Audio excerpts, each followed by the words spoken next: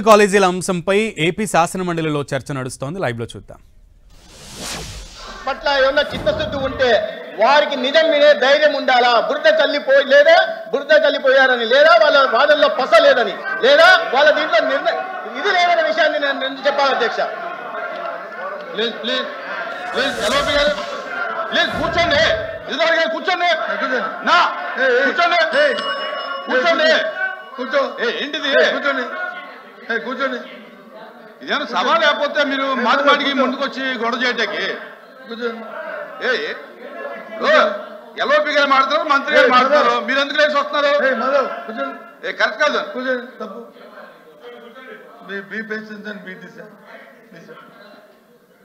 కాబట్టి ఫైనల్గా మీ ద్వారా రాష్ట్ర ప్రజల త్వరగా అభిప్రాయాన్ని ఈ సభకు చెప్తున్నాం. ప్రజా ఆరోగ్యాన్ని ప్రైవేటు వాళ్ళకి తాకట్టు పెట్టి మీ తాలూకా స్వభావం కోసం, సొంతం కోసం, మీ తాలూకా మీకున్న లావాదేవీల కోసమో లేకపోతే మీ తాపేదారుల కోసమో వీటిని ప్రజలకి ప్రైవేట్ పరం చేయడము చాలా అన్యాయము, దుర్మార్గం అని చెప్తూ ఈ విధానానికి నిరసనగా మేము వాకౌట్ చేస్తాము.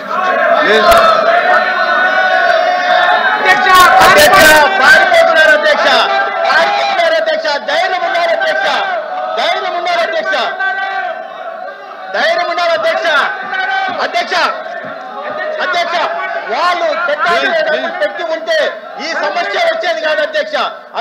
పూర్తిగా అవాస్తవాలు మాట్లాడలేరు అధ్యక్ష. మొట్టమొదటి ఏ రాష్ట్రంలో కూడా పీపీపీ మోడ్లో మెడికల్ కాలేజీలు లేవని ఒక అవాస్తవం మాట్లాడారు. అవగాహన రాహిత్యంతో మాట్లాడారు అధ్యక్ష. గవర్నమెంట్ ఆఫ్ ఇండియా పాలసీ ప్రకారం మీరు చూస్తే pppi.india.gov.in పోర్టల్కి వెళ్ళి వాళ్ళు చూస్తే దాంట్లో చాలా స్పష్టంగా ఈ దేశంలో 8,44,000 కోట్ల పనులకి ఇవాళ ఈ నేషనల్ ఇన్ఫ్రాస్ట్రక్చర్ పైప్ లైన్ కింద పీపీపీ మోడల్లో పనులు జరుగుతున్నాయి అధ్యక్ష. ఇదే రాష్ట్రంలో పీపీపీ మోడల్లోనే నేషనల్ హైవేల నిర్మాణం జరిగింది అధ్యక్ష. ఆ విషయం తెలుసు. ఆ యాజమాన్య హక్కులు ప్రభుత్వం దగ్గరే ఉంటాయి, ఆ కాంట్రాక్టర్ దగ్గర ఉండవనే విషయాన్ని వీళ్ళు అర్థం చేసుకోవాల్సిన అవసరం ఉంది అధ్యక్ష. పీపీపీ మోడల్లో ఏ దేశంలో లేదని ఘంటాపదంగా బల్లగుద్ది చెప్పారు అధ్యక్ష. వాస్తవాలు వేరేగా ఉన్నాయి అధ్యక్ష. పీపీపీ మోడల్లో ఈ మెడికల్ కాలేజీలు నిర్మాణం జరిగిన రాష్ట్రాలు అనేకం ఉన్నాయి అధ్యక్ష. ఉదాహరణకు కొన్ని చెప్తాను అధ్యక్ష. మధ్యప్రదేశ్ లో 5 ప్రాంతాల్లో, భోపాల్లో, ఇండోర్లో, జబల్పూర్లో, బాలాఘాట్లో, కట్నీలో ఇదే నేను చెప్పిన design, finance, build, operate, transfer విధానంలో ఇవాళ మెడికల్ కాలేజీల నిర్మాణం జరుగుతుంది అధ్యక్ష. అది లీజ్ పీరియడ్ 99 సంవత్సరాలు ఉంటే మేము ఇక్కడ దాన్ని 33 సంవత్సరాలకు తగ్గించాం అధ్యక్ష.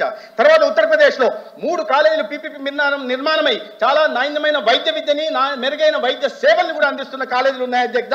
అది షామ్లీ, సంబాల్, మహారాజ్గంజ్ అధ్యక్ష.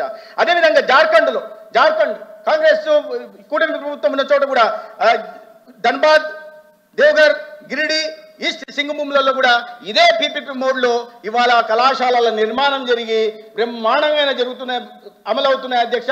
వైద్య విద్య పేద విద్యార్థులకు అందుతూ ఉంది. రెండో వైపు వైద్య సేవలు కూడా అందుతున్నాయి అధ్యక్ష. రెండోది వాళ్ళు చెప్పింది దీన్ని ప్రైవేట్ హాస్పిటల్తో పోల్చారు అధ్యక్ష. ప్రైవేట్ నేను చాలా స్పష్టంగా చెప్పాను. ఏంటి పీపీపీ మోడల్ అంటే ఏంటి, ప్రభుత్వం ప్రైవేటు ఇదేంటి, ప్రభుత్వ భాగస్వామ్యం ఏంటనే విషయాన్ని చెప్పడం జరిగింది అధ్యక్ష. వీళ్ళు మాట్లాడారు అధ్యక్ష. ప్రైవేట్ హాస్పిటల్లో 10% మాత్రమే ఉంటాయి, ఈ ఆసుపత్రులు కూడా 10% ఉంటాయని చెప్పారు. అది కాదు, నేను చాలా స్పష్టంగా 70% ఉంటాయని చెప్పారు అధ్యక్ష. ఎన్టీఆర్ వైద్య సేవ కింద స్పష్టంగా మెరుగైన వైద్య సేవలు ఈ అన్ని ఆసుపత్రుల్లో కూడా అందుతాయనే విషయాన్ని నేను చెప్పడం జరిగింది. వారు ప్రధానంగా మరి ఆరోగ్యశ్రీ గురించి ప్రస్తావించారు. ఈ ఎన్టీఆర్ వైద్య సేవ మీద ప్రధానంగా బడ్జెట్ పెంచి ఇవాళ ఒక విషయం చెప్పాలి అధ్యక్ష. ఈ విషయం చెప్పాలి, పెంచడం విషయాన్ని కూడా నేను చెప్పదలుచుకున్నా.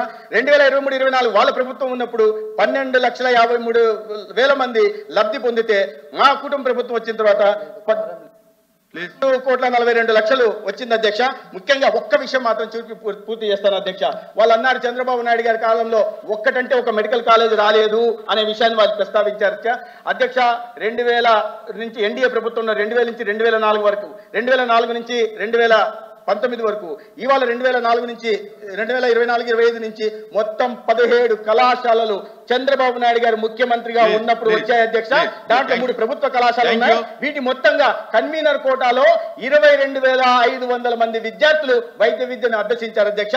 అది తెలుసుకొని మాట్లాడాలి అధ్యక్ష. నిందలు మోపేసి పారిపోవడం అనేది ఒక బాధ్యతాయుతమైన రాజకీయ పార్టీ చేసే పని కాదు అధ్యక్ష. సిగ్గుపడాల్సిన అవసరం ప్రతిపక్షాలు. House is adjourned to meet again at 10 a.m. on Thursday, the 25th day of September 2025.